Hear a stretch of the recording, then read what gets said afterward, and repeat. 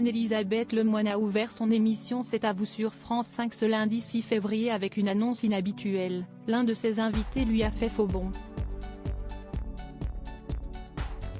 Alors que Patrick Cohen annonçait sa rubrique, portant sur l'ouverture des 2 semaines de débat sur la réforme des retraites, la journaliste de 52 ans a indiqué que Manuel Bompard a annulé sa présence à la dernière minute.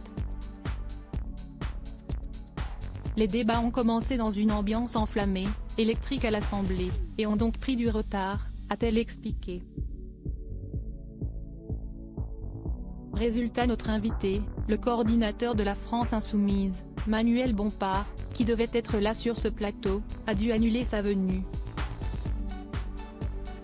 Le point de vue et les explications du député de la NUP auraient été en effet bénéfiques pour la chronique de Patrick Cohen, qui a révélé avoir survolé les 17 910 amendements de la coalition de la gauche sur la réforme des retraites.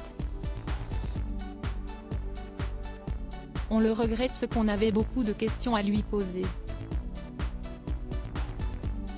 On espère une prochaine fois, a conclu Anne-Elisabeth Lemoine, avant d'enchaîner. Comme le rappellent nos confrères du Monde ce même lundi, le débat s'est ouvert dans l'hémicycle avec le discours d'Olivier Dussopt, ministre du Travail, sous les huées de la gauche et de l'extrême droite. Supérieur à Annie Dupéret, Patrice Laffont.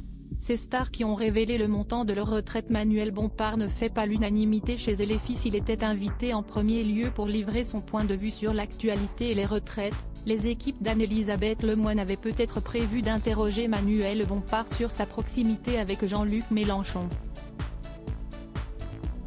Directeur de campagne du chef de file de la France Insoumise pour les élections de 2017 puis de 2022, nommé coordinateur du parti en décembre dernier, ses détracteurs reprochent à l'homme politique de 36 ans de vouer une admiration démesurée à son représentant. Manu, il vendrait sa mère, sa sœur et sa meuf pour Jean-Luc, avait ainsi plaisanté son amie, la députée européenne LFI Leïla Chaibi dans les colonnes du Figaro.